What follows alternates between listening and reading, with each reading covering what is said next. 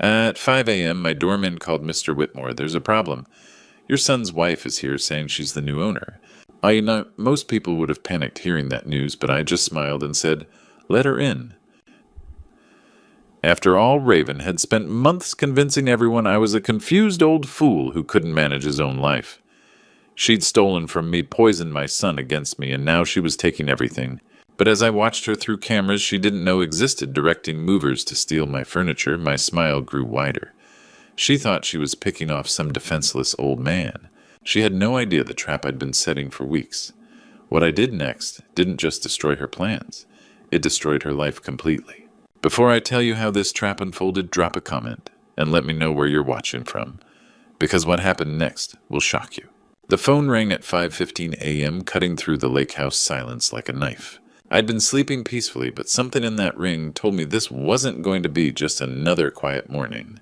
Mr. Whitmore, sir, I'm sorry to wake you. Axel Stone's Brooklyn accent carried unusual tension. It's your daughter-in-law. She's here with a moving truck and 3 men. Says the apartment belongs to her now, has keys and everything. I should have panicked. Instead, satisfaction washed over me. The kind you feel when a chess opponent finally makes the move you've been waiting for. Does she now? I sat up fully alert. What did you tell her? Oh, said I'd need to call you first. She got heated talking about how you're too old to live alone, how the family's worried. The usual stuff.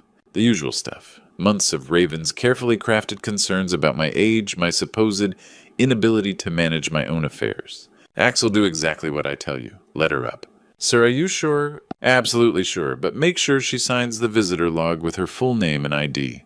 Those men too. I hung up and opened an app on my phone. 6 camera angles of my penthouse flickered to life. All empty, all waiting. Most people wouldn't suspect a man my age would know how to use such technology. The lobby camera showed Raven pacing near the elevator in workout clothes, hair pulled back, looking like she was running errands. But I could see the tension in her shoulders, the sharp gestures when talking to her 3 companions. One carried empty boxes, another held paperwork, the third looked nervous. Smart man, he should be nervous. I watched the elevator climb. 3rd floor, 5th, 7th. 3 weeks ago, after that disastrous family meeting, I'd made a decision. Not the confused choice of a senile old man as Raven painted me, but the calculated move of someone who'd spent 40 years in consulting by always thinking 3 moves ahead. The elevator opened on my floor.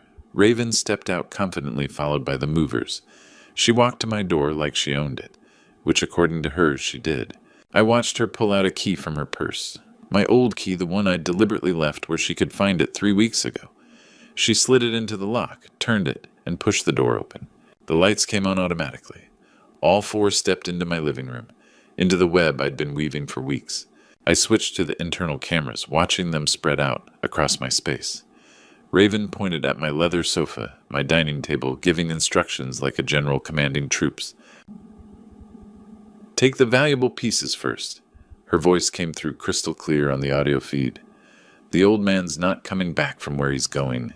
Where I'm going, I almost laughed. The only place I was going was to watch Justice finally catch up with her. One of the movers hesitated. Ma'am, you sure about this? Shouldn't we have paperwork? Raven waved dismissively. It's all legal, family business. Now move. I picked up my phone and called Axel back. Let her work, Axel. Don't interfere. Just make sure you have those signatures. But Mr. Whitmore, trust me on this one. I ended the call and settled back to watch the show. Every word, every action, every theft was being recorded in high definition, automatically uploading to the cloud and sending alerts to my attorney.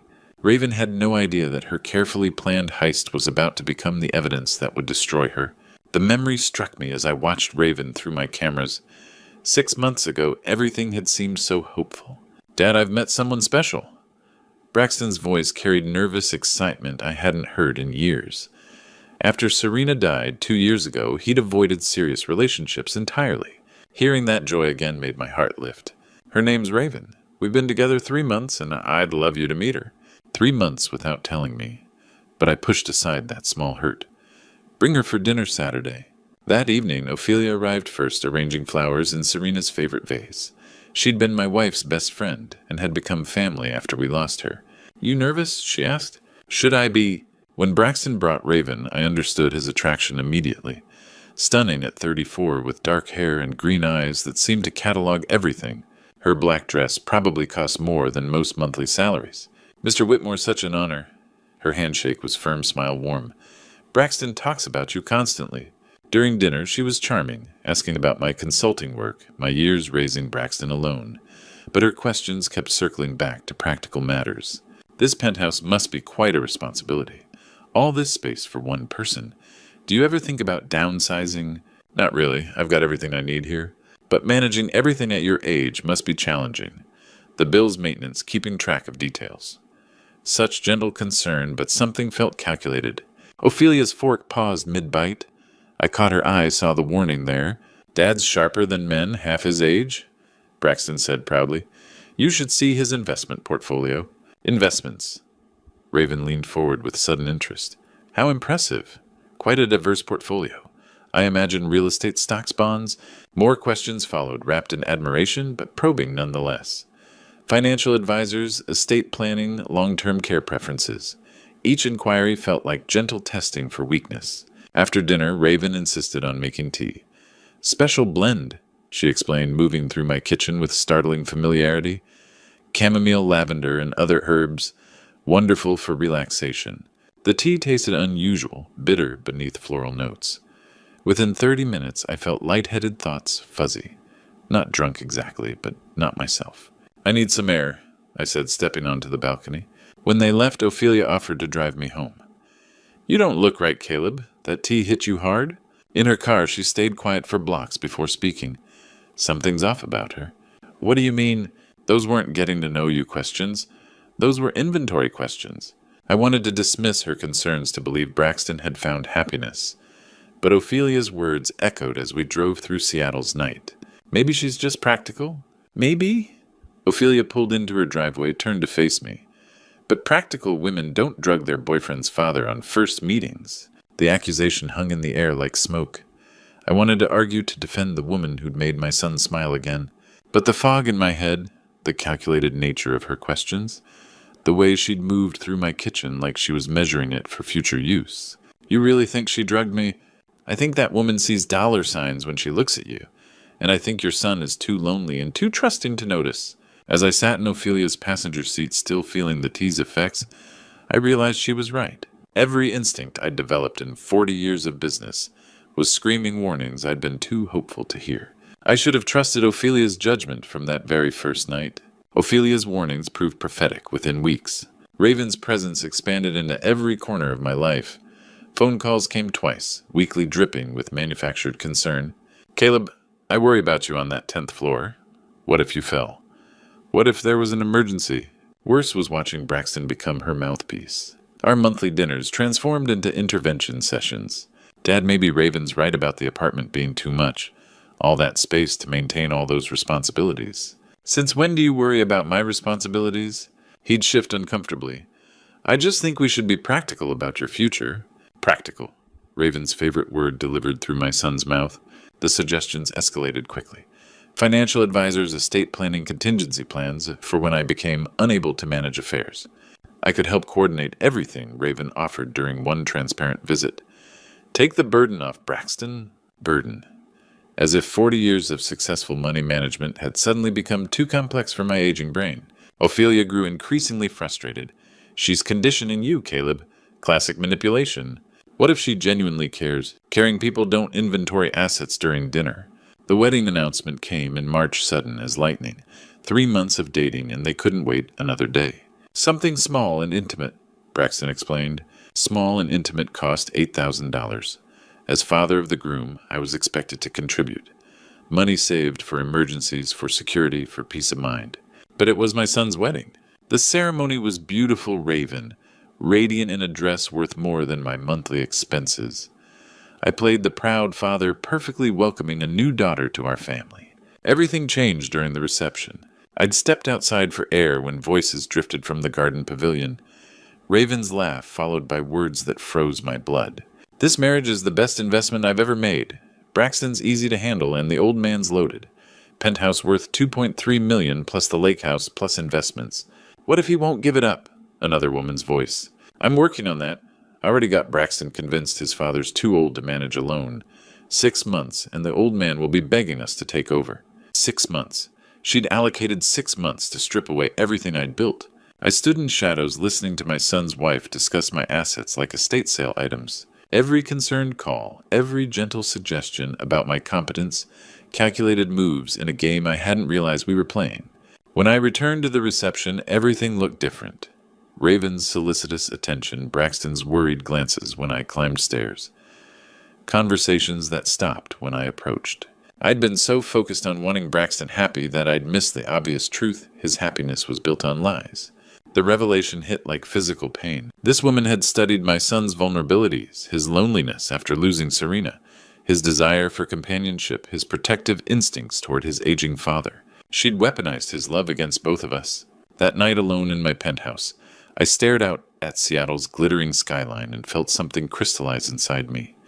Not just anger, though, that burned hot enough. Not just betrayal, though, that cut deep. Something colder, more focused. Determination. Raven thought she was playing chess with a confused old man. She had no idea she'd just declared war on someone who'd spent decades outmaneuvering opponents in boardrooms across the country. She wanted to play games with my future fine, but this time I'd be setting the rules. 2 weeks after watching my son marry a predator, I sat across from attorney Maxine Rothschild in her downtown Seattle office. She'd been handling my legal affairs for 15 years, and I'd never seen her look more serious. "Caleb, if this goes to court, your word alone won't be enough." Maxine's silver hair caught the afternoon light streaming through her office windows. "Raven will paint you as a confused elderly man making false accusations. We need ironclad evidence." "What kind of evidence?" "The kind that can't be dismissed or explained away. Audio-video documentation of her actual behavior when she thinks no one's watching." That's when she suggested the cameras. "Invisible surveillance throughout your apartment. High-definition video and audio motion-activated cloud storage. If she tries anything, we'll have it all recorded." The installation took 3 days. 6 cameras each, no bigger than a shirt button, strategically placed throughout my penthouse. Living room, kitchen, bedroom, study, hallway, entrance. The technician showed me how to monitor everything through an app on my phone. "Most folks your age struggle with this technology," he said, clearly impressed as I navigated the interface. "You're picking this up faster than clients half your age." If only he knew how motivated I was. Next came updating my will. Maxine drafted ironclad provisions protecting every asset. No property could be sold or transferred without my explicit written consent, witnessed by 2 independent parties. Any attempt to claim mental incompetence would require evaluation by 3 separate psychologists, not just one hand-picked expert. "We're making it legally impossible for her to steamroll you," Maxine explained. "Even if she somehow gets power of attorney, these clauses will tie her hands." The psychological evaluation with Dr. Sebastian Cross was almost insulting in its thoroughness. Memory tests, cognitive assessments, problem-solving exercises. 3 hours of proving I wasn't the senile old fool Raven wanted everyone to believe. "Mr. Whitmore, your cognitive function is exceptional for any age," Dr. Cross concluded. "Your memory, reasoning ability, and decision-making capacity are all well within normal ranges. I'll document everything comprehensively." The lock change was my favorite touch. I hired a locksmith but gave him specific instructions. Install new deadbolts, but leave the old locks in place non-functional. From outside it would look unchanged, but Raven's copied key would be useless. Then I had a new key made and left it somewhere she'd find it during one of her concerned visits. Right where she'd expect it to be. The final piece was the automated alert system. If anyone entered without my permission, the cameras would send immediate notifications to 3 places: my phone, Maxine's office, and Seattle Police Department's non-emergency line. "You're essentially setting a trap," Maxine observed during our final meeting. "That's exactly what I'm doing. And you're sure you want to go through with this? Once we start down this path, there's no going back. Your relationship with Braxton may never recover." I thought about my son, about the man I'd raised to be honest and kind, now twisted into someone who questioned his father's basic competence, because a beautiful woman whispered poison in his ear. "My relationship with Braxton is already damaged," I said.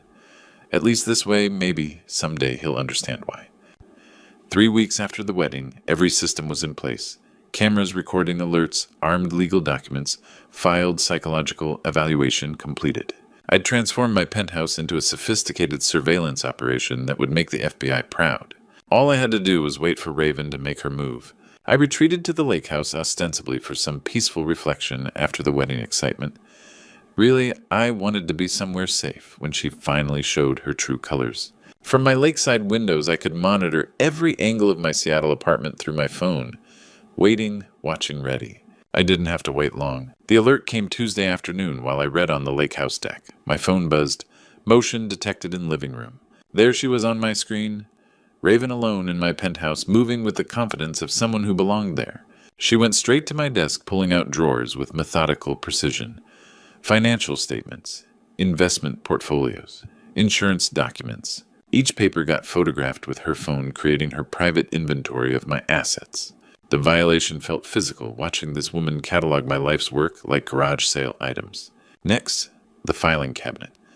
Estate planning and property deeds folders held her attention longest. She photographed the lake house deed from 3 angles, memorizing every detail. Then she entered my bedroom. I gripped my phone tighter as she opened Serena's jewelry box, untouched for 2 years, exactly as my wife had left it. Raven's hands moved through the pieces like she was shopping, selecting what looked most valuable. When she slipped Serena's wedding ring into her pocket, something cold settled in my chest. This wasn't just theft. This was desecration. But the real revelation came with her phone call. Standing in my living room, she dialed and waited. When they answered, her voice carried casual confidence. "I'm inside now. The old fool's at his lake house won't be back for days." She paused, listening, got photos of everything. Bank statements, investments, property deeds. He's worth way more than we thought.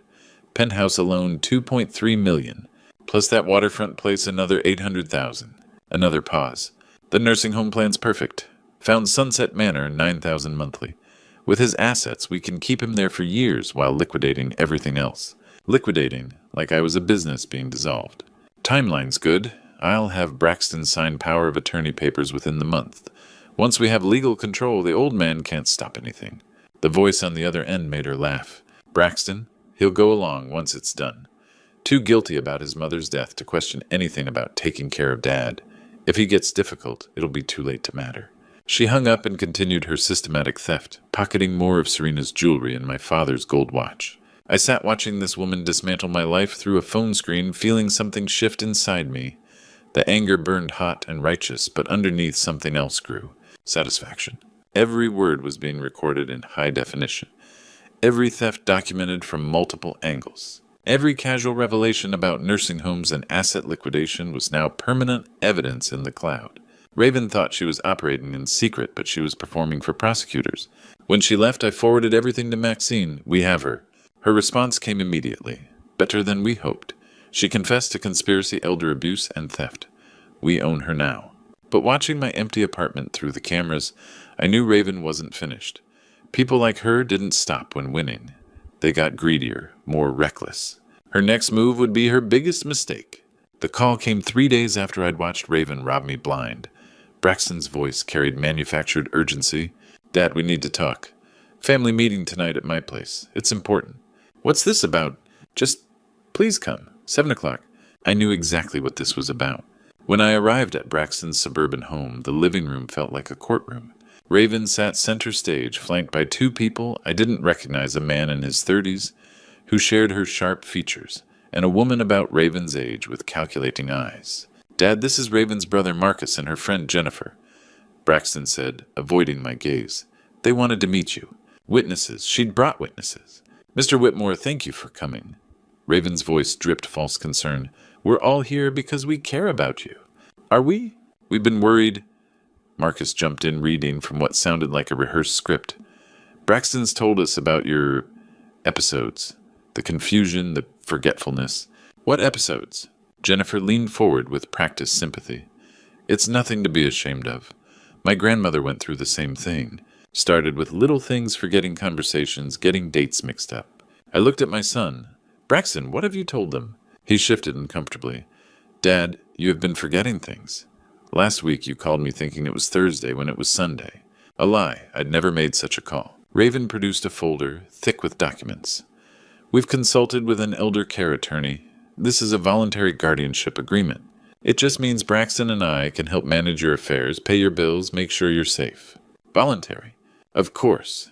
We're not trying to take anything from you. We just want to make sure you're protected." I opened the folder, scanning legal language that would strip away every right I possessed. And if I don't sign, the mask slipped slightly. Then we'll have to petition the court for an involuntary evaluation. These people, she gestured to her fake witnesses, will testify about your declining mental state. A judge will order psychological testing, and when that shows you're incompetent, you'll get guardianship anyway. We're trying to do this the easy way, Dad. Braxton's voice cracked with guilt. He didn't even understand. I closed the folder and looked around the room. Before I sign anything, I'd like you all to hear something. I pulled out my phone and opened the audio file from Tuesday afternoon. Raven's voice filled the room, crystal clear and damning. I'm inside now. The old fool's at his lake house won't be back for days. The color drained from Raven's face. Got photos of everything. He's worth way more than we thought. Penthouse alone, $2.3 million. Marcus and Jennifer exchanged panicked glances. Timeline's good. I'll have Braxton sign power of attorney papers within the month.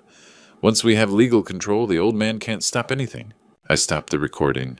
The silence stretched like a held breath. Dad, Braxton's voice was barely a whisper. What is this? This is your wife discussing how she's going to steal everything I own and put me in a nursing home. I looked directly at Raven.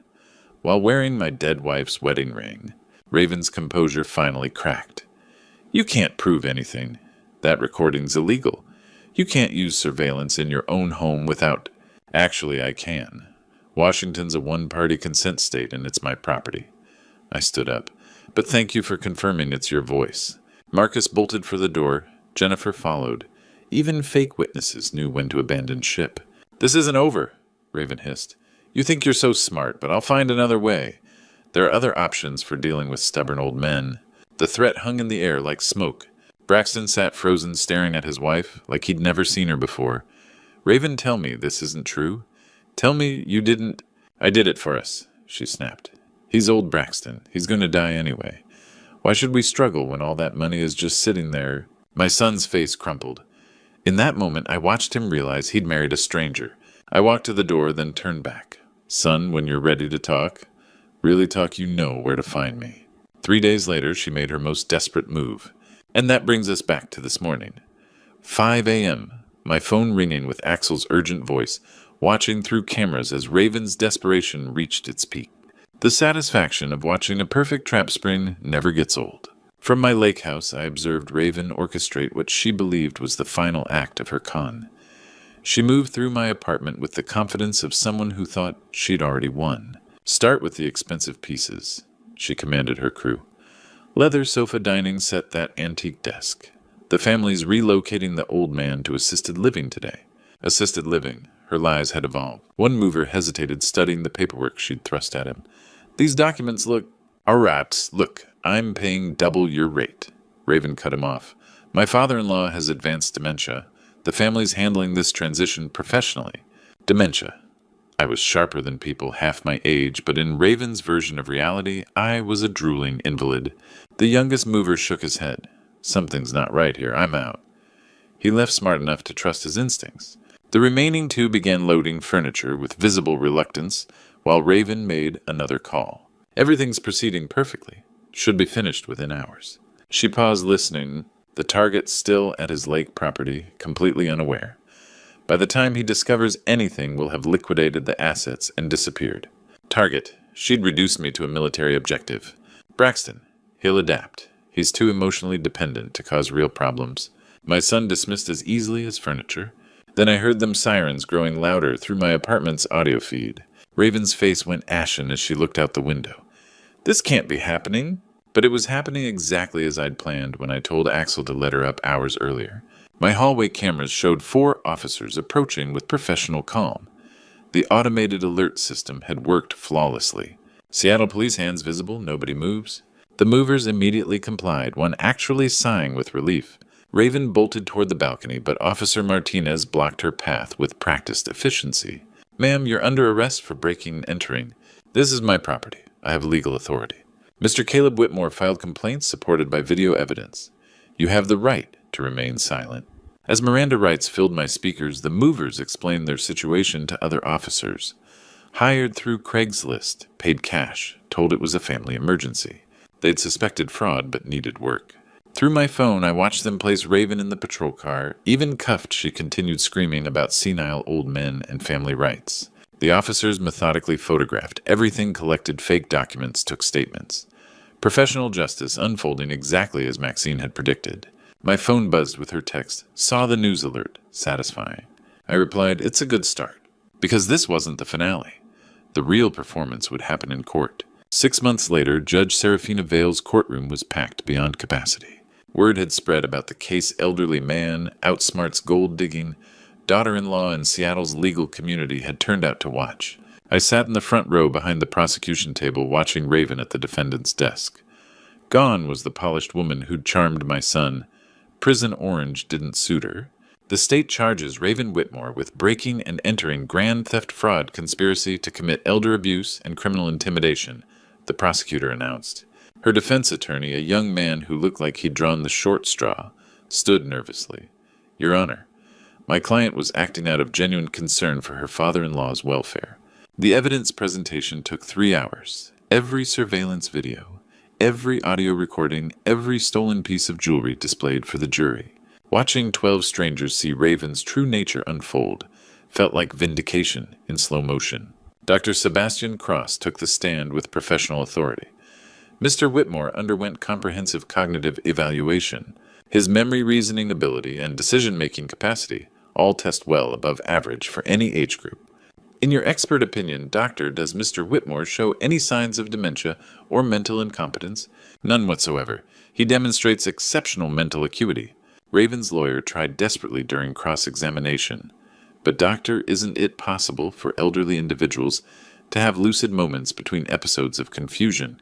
Not in this case. Mr. Whitmore's test results show consistent, sustained cognitive function over multiple sessions. When they called me to testify, the courtroom fell silent. I'd prepared for this moment for months, but standing before that jury, I felt the weight of everything Raven had tried to steal. Not just money, but dignity, autonomy, the right to live my own life. "Mr. Whitmore," the prosecutor began, "can you tell us why you installed surveillance cameras in your home?" Because I realized someone was systematically trying to make me doubt my own competence. Someone was poisoning my relationship with my son, questioning my ability to manage my own affairs, all while planning to rob me blind. How did that make you feel? I looked directly at Raven, angry, but more than that, determined. I've spent 40 years building a successful business by outthinking my competition. I wasn't about to let a con artist destroy everything I'd worked for. The defense tried to paint me as a paranoid old man, but the evidence spoke louder than their arguments. Then came Braxton's testimony. My son looked like he'd aged 5 years and 6 months. When he took the oath, his hand shook. "Mr. Whitmore, what was your relationship with the defendant?" "She's my wife. Was my wife." His voice cracked. "I thought I loved her." "Did you know about her plans regarding your father's assets?" Braxton's shoulders sagged. "No. She convinced me Dad was declining mentally, that we needed to help him. I believed her because I wanted to believe someone cared about him as much as I did." "Do you believe that now?" "No." He looked at me across the courtroom, eyes filled with regret. "I'm sorry, Dad. I should have trusted you." The jury deliberated for exactly 2 hours and 17 minutes. "Has the jury reached a verdict?" The foreman stood. "We have your honor. On all counts, we find the defendant guilty." Raven's scream echoed off the courtroom walls. Her lawyer had to restrain her as she lunged toward the jury box. Judge Vale's sentence was swift: 7 years in state prison, full restitution for stolen items, and a permanent restraining order preventing any contact with me. As they led Raven away in shackles, she turned back one final time. "You'll die alone, old man. Your own son will never forgive you." But Braxton was already walking toward me, tears streaming down his face. Outside on the courthouse steps, reporters shouted questions, but I barely heard them. The Seattle sky was clear for the first time in months, and I felt something I hadn't experienced since this nightmare began. Peace. 1 year later, sitting in my new apartment, smaller, cozier, 5 minutes from Ophelia's place, I reflect on everything that brought me here. The move was intentional. After 40 years in that penthouse, I needed somewhere without ghosts. This place has morning sunlight and feels like home in ways the old one never did after Serena died. Braxton visits every Sunday now. 8 months of therapy helped him work through what his counselor calls manipulation trauma. We're rebuilding trust, slowly, carefully. "I keep wondering what signs I missed," he told me recently. "Sun predators study our vulnerabilities. She weaponized your loneliness after your mother died. The support group I started meets Tuesdays at the community center. 12 elderly adults surviving financial abuse, mostly from family. The stories are heartbreakingly similar relatives questioning mental capacity, demanding account access, hiding assets. Here's what I've learned. Age doesn't make you weak. 65 years of living teaches you things no textbook can. Trust those instincts. When something feels wrong, it usually is. Don't be ashamed to protect yourself, even from family. Love doesn't require becoming a victim. You can care about someone while refusing to let them destroy you. Keep friends like Ophelia close. She saw through Raven immediately while I made excuses. Sometimes outsiders see what family members miss. Most importantly, you're never too old to fight for what's right. Society wants us believing aging means helplessness, that we should surrender independence to more capable hands. That's garbage. I was 65 when I outmaneuvered a woman half my age who thought she could outsmart me. Experience beats youth when experience comes with wisdom. But here's my warning. Don't be like me. Don't wait until you're being robbed to take action. If someone's suddenly interested in your finances, asking about your will, suggesting you're too old to manage affairs, pay attention. These aren't caring gestures.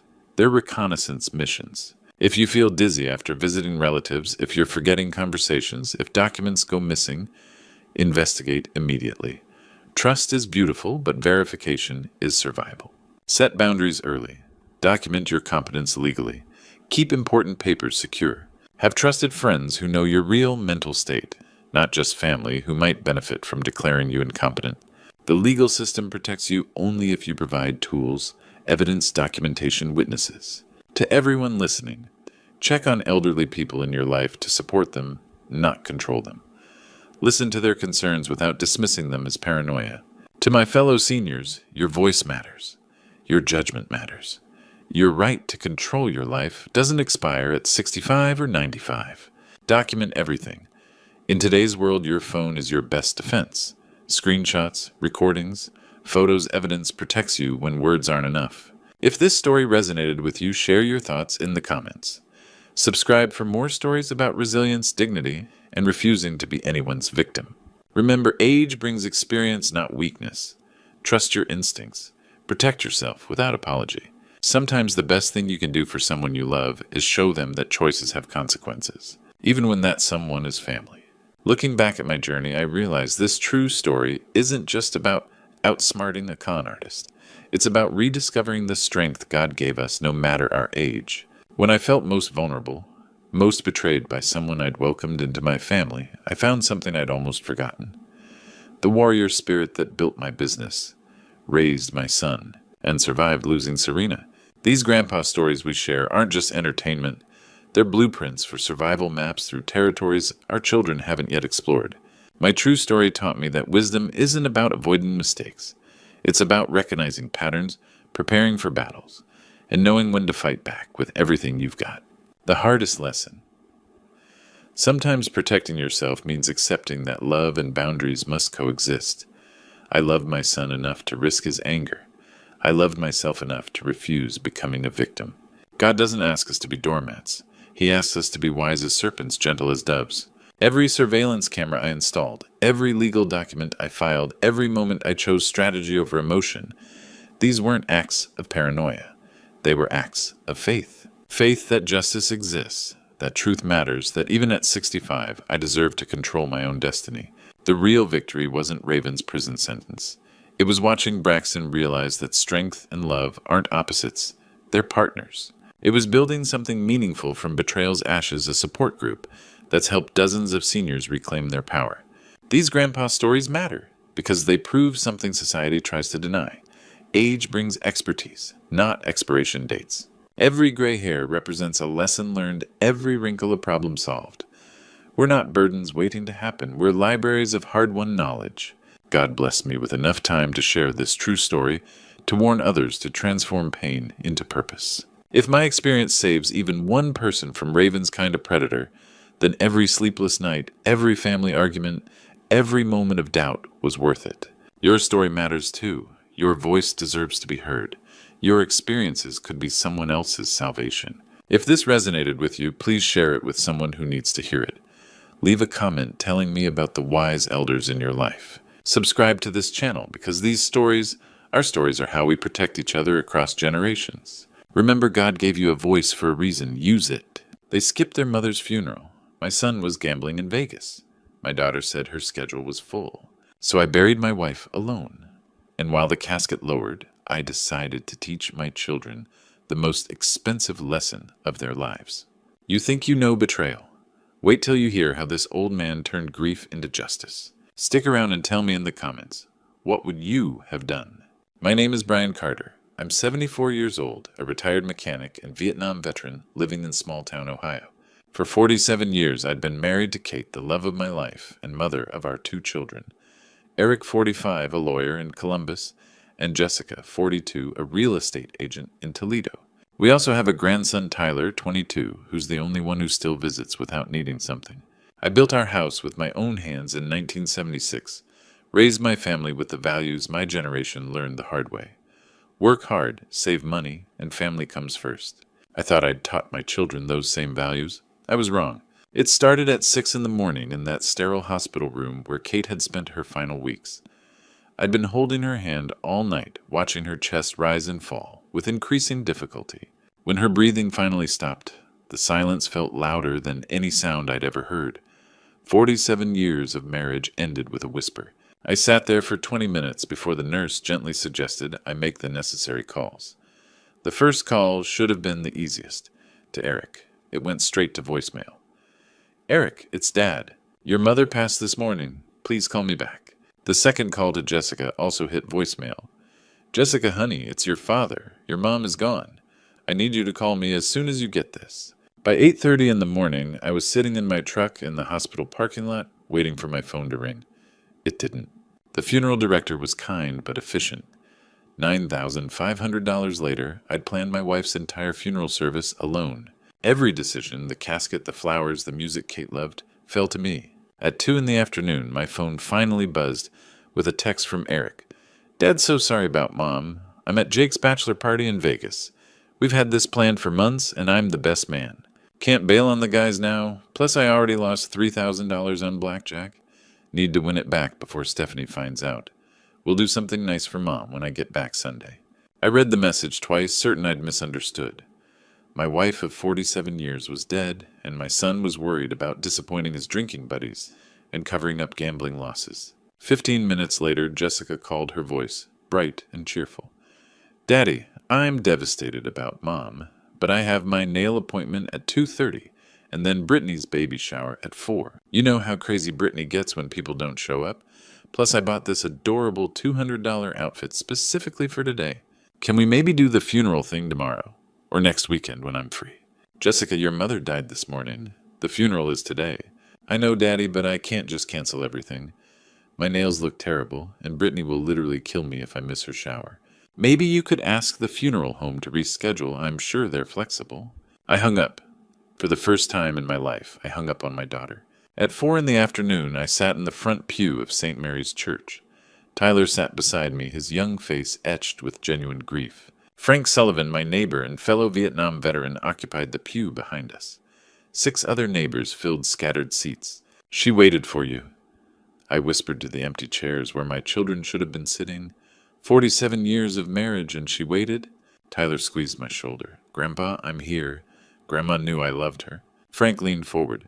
Brian, a man's children should be here. This ain't right. As they lowered Kate's casket into the ground, I realized something had shifted inside me. For 47 years, I'd been Brian Carter, devoted husband and father. But standing there in that August heat, watching my wife disappear into the earth, while my son gambled in Vegas and my daughter worried about her manicure, I became someone else entirely. That night I sat at my kitchen table, staring at Kate's photo from our wedding day. Her smile seemed to be asking me a question I wasn't ready to answer yet, but I would be soon. 2 weeks after Kate's funeral, I found myself in what used to be our garage, now converted into my home office, where I kept our financial records. The August heat made the small space stifling, but I had work to do. Estate settlement doesn't wait for grief to subside. I'd been putting off this task, but Kate's affairs needed settling. Insurance companies wanted death certificates. Banks needed account closures. The mundane bureaucracy of death stretched before me like an endless paper trail. I started with Kate's filing system. She'd always been meticulous about our finances. Bank statements dating back years neatly organized in manila folders, tax returns, investment records, insurance policies. Everything a lifetime of careful money management produces. That's when I found the first folder labeled Family Loans. My hands trembled slightly as I opened it. Inside, Kate had documented every dollar we'd given our children over the past decade. Her neat handwriting recorded dates, amounts, reasons. Eric Cuss, business startup, $25,000, March 15th, 2015. Below it in red ink, repayment promised within 2 years, still outstanding. I kept reading. Another entry, Eric Expansion Capital, $30,000, June 10th, 2018. Same red notation about non-repayment. By 10:30 that morning, I'd tallied $75,000 given to Eric over 6 years. Not one penny repaid. Jessica's folder was equally damning. $45,000 for various emergencies and lifestyle expenses. New car down payment, home renovations, debt consolidation, private school tuition for her daughters. Each entry marked temporary loan in Kate's careful script. Each one unpaid. I sat back in my chair, staring at the numbers. $120,000 to our 2 children, plus another $60,000 in smaller amounts over the years. Graduation gifts that became loans. Christmas money that never came back. Vacation funding that turned permanent. $180,000 gone. I don't know how many fathers like me have trusted their children so blindly. Have any of you ever felt like a fool for giving away too much? Please share with me in the comments below. The irony wasn't lost on me. Today was my 75th birthday, and I was discovering just how thoroughly my children had been bleeding me dry. 75 years old today, 47 years married, buried my wife alone, and apparently I'd been funding their lifestyles while they couldn't be bothered to show up for their mother's funeral. The afternoon passed in silence. No birthday calls, no cards, no acknowledgement that I'd reached another milestone without my partner of nearly 5 decades. At 6 that evening, my phone finally rang. Eric. Happy birthday, Dad. Sorry I'm calling late. Crazy day at the office.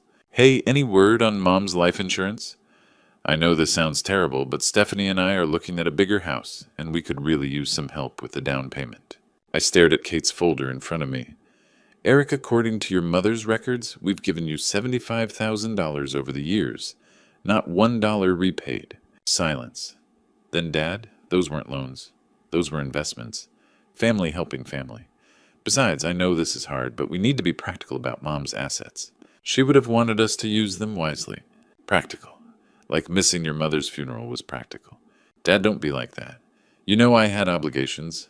Look, can we talk about the insurance money? I really need to know where we stand financially. I hung up. 90 minutes later, Jessica texted, Happy birthday, Daddy. Hope you're doing okay. Quick question. Any chance I could get Mom's jewelry appraised?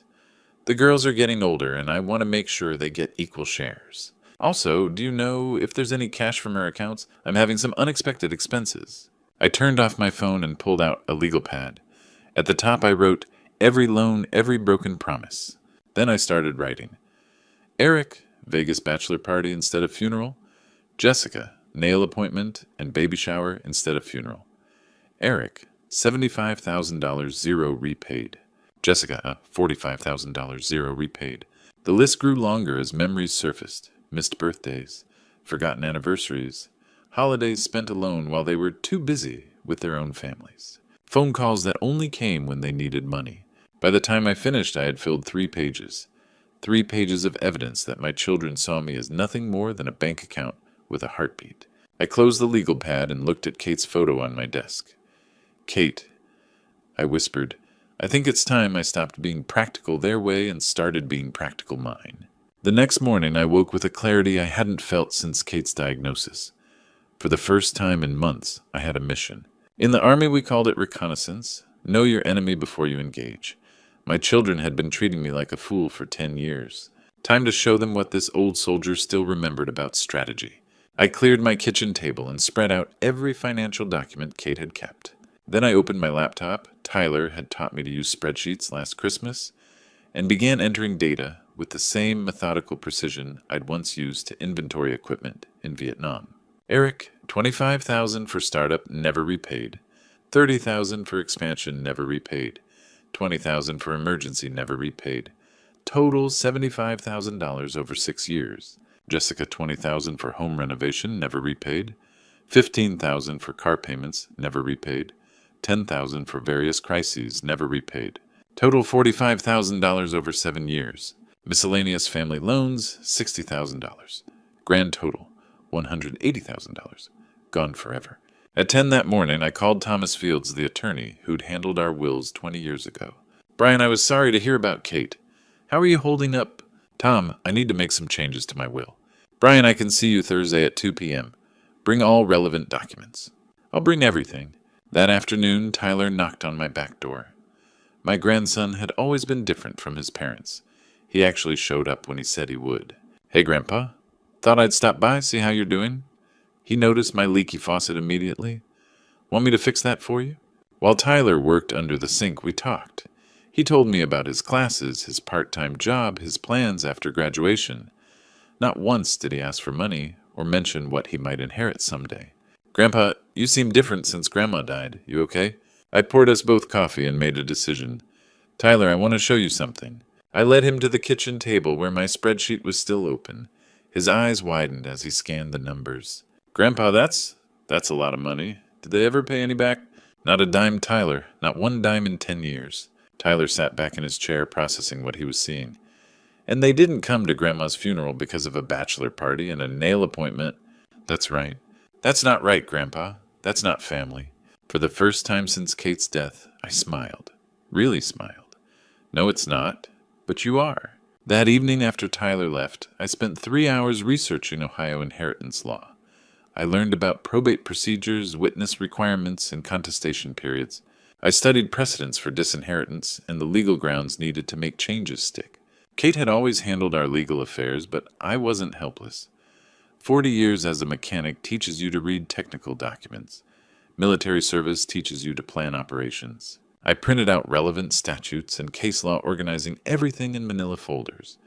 By midnight, I had a complete battle plan. The next morning, Tyler called. Grandpa, I've been thinking about yesterday. Are you going to do something about it? Some battles you have to fight alone, Tyler.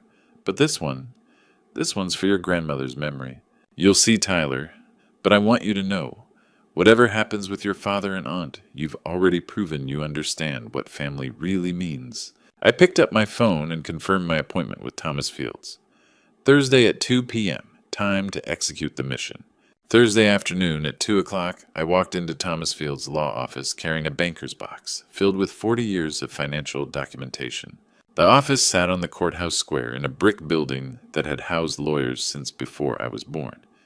Mrs. Patterson Thomas's secretary greeted me with the kind of professional sympathy reserved for widowers settling estates. Mr. Carter Thomas is ready for you. Can I get you some coffee?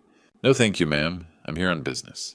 Thomas Fields had aged well in the 20 years since he'd drafted our original wills. Silver-haired, sharp-eyed, the kind of attorney who'd built his practice on handshake deals and ironclad contracts. Brian, good to see you. Though I wish it were under better circumstances. He gestured to the chair across from his mahogany desk. Let's talk about what you need. I set the box on his desk. Tom, I need to change my will. Completely.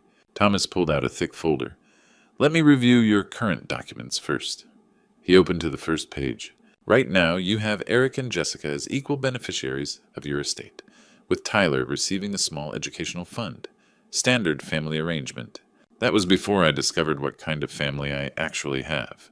I began removing documents from my box, bank statements dating back 10 years, canceled checks made out to Eric and Jessica, loan agreements that were never honored, promissory notes that became permanent gifts. Tom, over the past decade, my children have taken $180,000 from me. Not borrowed, taken. Not one penny ever repaid. Thomas examined the papers, his expression growing more serious with each document. Brian, this is extensive. You've documented everything. Military training. Always keep records. I spread the evidence across his desk like battle plans. Eric took $75,000 for various business ventures. Jessica took $45,000 for emergencies and lifestyle expenses. Another $60,000 went to miscellaneous family loans that were never repaid. When I looked at those numbers again, $180,000, I wondered how many other fathers like me had been exploited this way without ever realizing it. If you have a similar story, don't hide it. Please share it with us in the comments. Thomas leaned back in his chair, and they didn't attend Kate's funeral.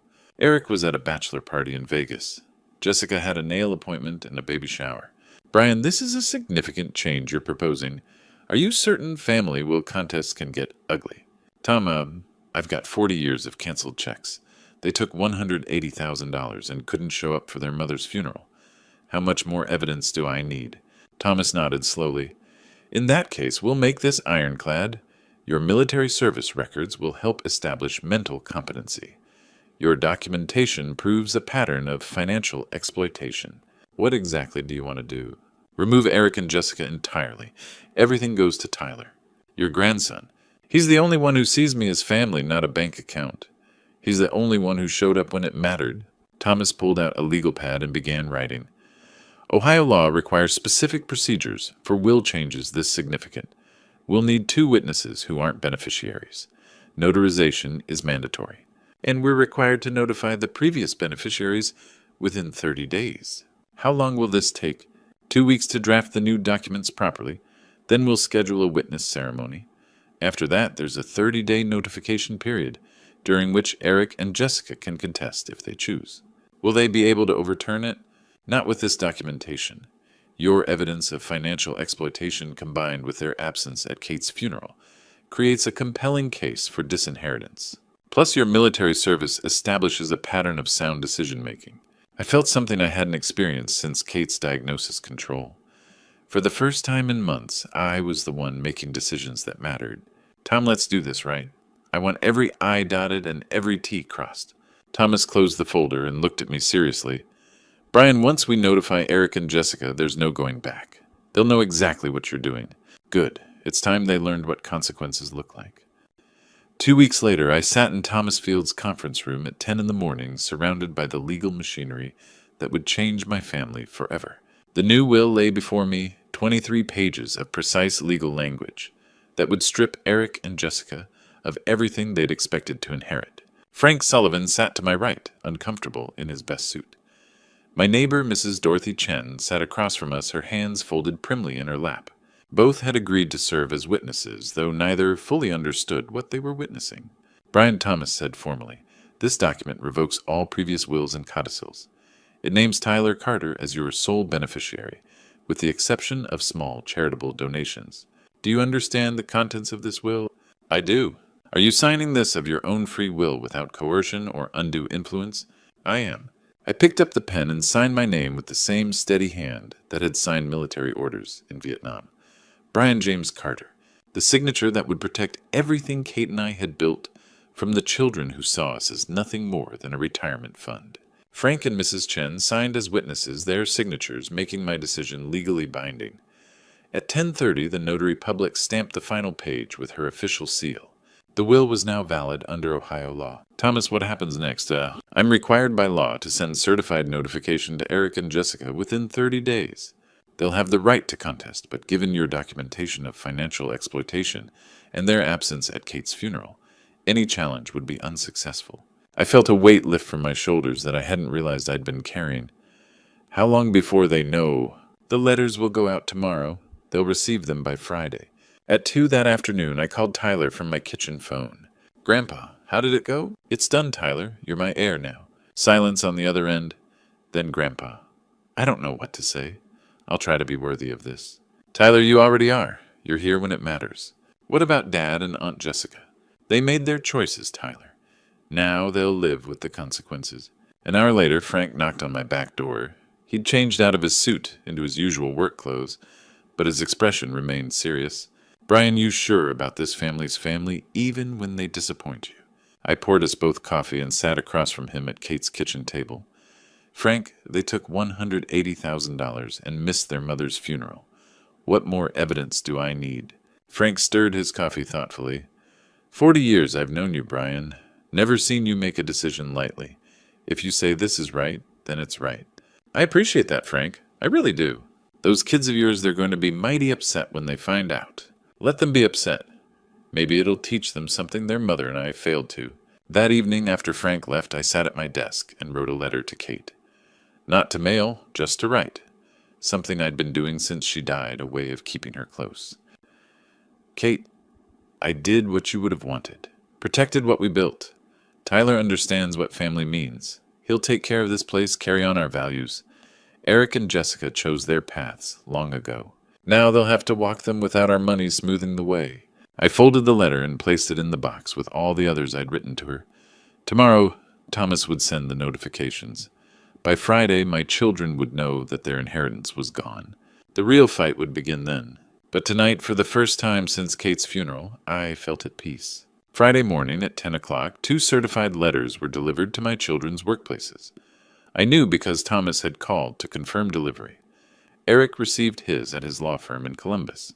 Jessica got hers at her real estate office in Toledo. By 11, both would know that their expected inheritance had vanished. I didn't have to wait long for the reaction. At 11:30, my phone exploded with Eric's fury. Dad, what the hell is this? You can't just cut us out. This has to be some kind of mistake. I'd been expecting this call, but the venom in my son's voice still caught me off guard.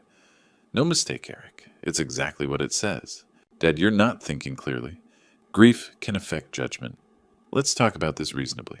Reasonably, like missing your mother's funeral was reasonable. That was different. I had obligations. You know how important my career is. More important than your mother dying. Don't twist this around, Dad. Look, I understand you're upset about the funeral, but cutting us out completely, that's insane. I'm hiring a lawyer. This won't stand in court. Good luck with that, Eric. I've got 40 years of documentation showing exactly how you and Jessica have treated me. 45 minutes later, Jessica called, her voice thick with tears. Daddy, this has to be a mistake. We're your children. You can't just give everything to Tyler. Jessica, where were you when your mother was being buried? I explained about that I had work commitments. You know how demanding real estate is. You had a nail appointment and a baby shower. Those were important, Daddy. We love you. Money doesn't matter. Family matters. If family mattered, Jessica, you'd have been at your mother's funeral instead of getting your nails done. She hung up on me. At 1 o'clock, Eric called back, his voice cold and calculated. Dad, I've spoken with my attorney. This will is clearly the product of diminished capacity. We can have you declared incompetent. Try it, Eric. I've got military service records, 40 years of business ownership, and meticulous financial documentation. Good luck proving I'm incompetent. We'll see about that. The worst call came at 2:30. Stephanie, Eric's wife, didn't bother with pleasantries. You selfish old man. How dare you do this to us? We have children to think about. College tuitions, mortgages, responsibilities you clearly don't understand anymore. Stephanie, your husband, took $75,000 from me over 6 years and never paid back a dime. Then he missed his mother's funeral for a bachelor party in Vegas. That money was family helping family, and the Vegas trip was a work obligation. A work obligation he was gambling and drinking while his mother was being buried. You're a bitter, vindictive old man who can't see past his own selfishness. She slammed the phone down so hard it hurt my ear. By 4 o'clock, I was sitting at my kitchen table, hands shaking slightly from the adrenaline of 3 hours of family warfare. That's when Tyler knocked on my back door. Grandpa, I came as soon as I could get away from work. You okay? You look pale. I let him in and poured us both coffee. They got the letters today. I figured. Dad called me screaming about lawyers and incompetency hearings. Aunt Jessica left me 6 voicemails crying about family loyalty. What did you tell them? I told them they made their choices when they skipped Grandma's funeral for a bachelor party and a nail appointment. For the first time all day, I smiled. Tyler, don't let them bully you. You did the right thing just by being here. Grandpa, don't let them bully you either. You did the right thing. We sat in comfortable silence for a moment. 2 generations of Carter men who understood what family really meant. Tyler, I said finally, they're coming tomorrow. Both of them. Together. That's never happened since your grandmother's funeral. Want me to be here? No, Tyler. This is something I need to handle myself. But knowing you support me, that means everything. Saturday afternoon at 2 o'clock, I heard car doors slam in my driveway. Eric and Jessica walked toward my front door together. The first time they'd been in the same place since Kate's funeral. I opened the door before they could knock. Dad, we need to talk, Eric said with forced warmth. I led them to the living room where the afternoon light streamed through windows, creating a peaceful atmosphere, a sharp contrast to the war about to unfold. This business has gotten out of hand. Eric began settling into Kate's favorite chair, cutting us out completely. That's not what Mom would have wanted. Don't tell me what your mother would have wanted, Eric. She documented every dollar you took from us. Jessica leaned forward, dabbing her eyes. Daddy, we love you. Money doesn't matter. Family matters. If family matters so much, Jessica, where were you when your mother was dying? I returned with my box of financial records and spread the documents across the coffee table like evidence in a courtroom. Bank statements, canceled checks. Loan agreements never honored. Eric showed me one business plan, one repayment schedule, $1 you ever paid back. Dad, you're being unreasonable. We're family. Family helps each other. Family shows up. You took $180,000 and couldn't show up for your mother's funeral. Those were investments, Dad. Business opportunities. Jessica stood up, pacing. We were busy, Daddy. Work is demanding. We had obligations. More important than your mother dying. More important than your father grieving alone. I've learned that real family isn't determined by blood, but by actions that show love. Do any of you agree with me? Do you think I did the right thing? Please let me know your thoughts in the comments. At 4 o'clock, Tyler knocked on the back door. I signaled him to come in. Tyler, Jessica exclaimed with false brightness, maybe you can talk sense into your grandfather? Tyler looked at the financial documents, then at his father and aunt. What kind of sense, Aunt Jessica? This crazy will change. He's giving you everything. Tyler sat next to me, his face serious. Grandpa's right. I was there when Grandma died. I was at her funeral. You weren't. That says everything. Eric's face flushed red. Tyler, you don't understand adult responsibilities. Like gambling in Vegas while your mother was being buried. That was a bachelor party. I had obligations. And I had a nail appointment. Jessica added defensively. You can't just cancel these things. The silence was deafening. Even Jessica seemed to realize how pathetic that sounded. For 10 years you've treated me like a bank account with a heartbeat. Your mother kept records because she knew this day would come. Eric stood abruptly. This isn't over, old man. I'll see you in court. Good luck with that, Eric. I've got 40 years of documentation and a grandson who actually shows up. Jessica followed Eric toward the door, crying, Daddy, please. We're your children. No, I said quietly. Tyler's my family. You're just people who happen to share my DNA. They left without another word. Tyler and I sat in the sudden silence. Grandpa, are you okay? I'm better than okay, Tyler. For the first time in years, I know exactly where I stand. Monday morning at 9 o'clock, my phone rang with the news I'd been waiting for. Brian, it's Thomas. The 30-day contestation period expired at midnight. No legal challenges were filed. I felt a weight lift from my shoulders. It's over. It's official. Your will stands. Eric never filed a contest. Probably realized he couldn't win with all that evidence you had. At 10 o'clock, I drove to Thomas's office and collected the manila envelope that represented the end of my war with my children. The will was now uncontestable, protected by Ohio law and 40 years of documentation. Brian, you did the right thing, Thomas said. You protected what you and Kate built. From the law office, I drove to American Legion Post 247, where Frank Sullivan was having coffee with the usual crowd of veterans. Frank, it's done. The will stands. Frank grinned and slapped me on the back. Damn right it does. You did right, Brian. The other veterans gathered around as word spread. Bill Henderson, who'd served in Korea, shook my hand. Brian family's supposed to show up when it matters. Yours didn't. You made the right call. Tom Rodriguez, a Gulf War veteran, nodded in agreement. My kids know better than to take advantage of their old man. You taught yours a lesson they needed to learn. For the first time in months, I felt like I belonged somewhere again. These men understood what it meant to fight for something bigger than yourself. At 2 that afternoon, Tyler knocked on my back door. I could tell by his expression that he'd heard the news. Grandpa Dad called me this morning. He was furious that you won. How do you feel about it, Tyler? I feel like justice was served. He sat down at Kate's kitchen table. Grandpa, I promise I'll take care of everything you and Grandma built. This house, the memories, the values you taught me. Tyler, your grandmother would be proud. You understand what legacy really means? I want to learn everything. How to maintain the house, fix things when they break, take care of the garden. You've already proven you're the man I hoped you'd become. That evening I sat in Kate's garden as the sun set behind the maple trees. The autumn air was crisp, carrying the scent of fallen leaves. For the first time since her death, I felt at peace. I looked at her photo on the garden bench beside me. Kate, our grandson, gets it. Our family line continues through him. A gentle breeze rustled the remaining leaves, and I chose to believe it was her way of saying she approved. As I was heading inside, Tyler appeared at the back gate. Grandpa, Will you teach me to fix that loose porch board tomorrow? I want to learn how to take care of this place properly. I smiled, feeling hope for the future. I'd be honored to teach you, Tyler. We'll start first thing in the morning. Tuesday morning, Tyler arrived at 7:30 with his toolbox ready to learn. We spent the morning replacing the loose porch board. I showed him how to measure twice and cut once, how to secure nails properly. His hands were young and willing.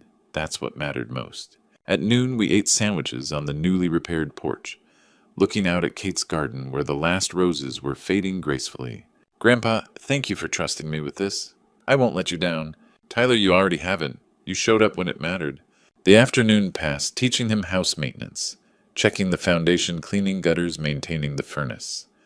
With each lesson, I saw Kate's values taking root in another generation. Why didn't Dad ever want to learn this? Tyler asked.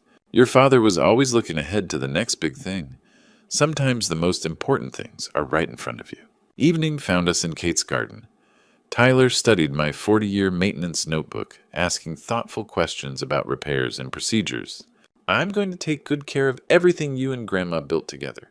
I watched this young man who understood what his father and aunt never had. Legacy isn't measured in dollars, but in values passed down. Kate, I thought our legacy is safe. Not in money, but in values. The sun set behind the maple trees. Tyler planned tomorrow's projects, winterizing the garden, checking the roof. For the first time since Kate's death, I felt complete peace. Tyler, hand me that hammer. Let's fix that loose step. Yes, sir, Grandpa. We've got work to do. I lost the love of my life, but through it all, God showed me something I had been too blind to see. Real love isn't in promises, it's in actions. Sitting in the garden Kate once cared for, I realized that God didn't take everything from me. He simply removed what no longer deserved to stay. And through Tyler, the grandson who truly understands family, God gave me a second chance to pass down what truly matters. Faith, loyalty, and love. This isn't a story about revenge. It's a true story about redemption, about how faith can heal a broken heart. A true story that every father and grandfather will understand deep down.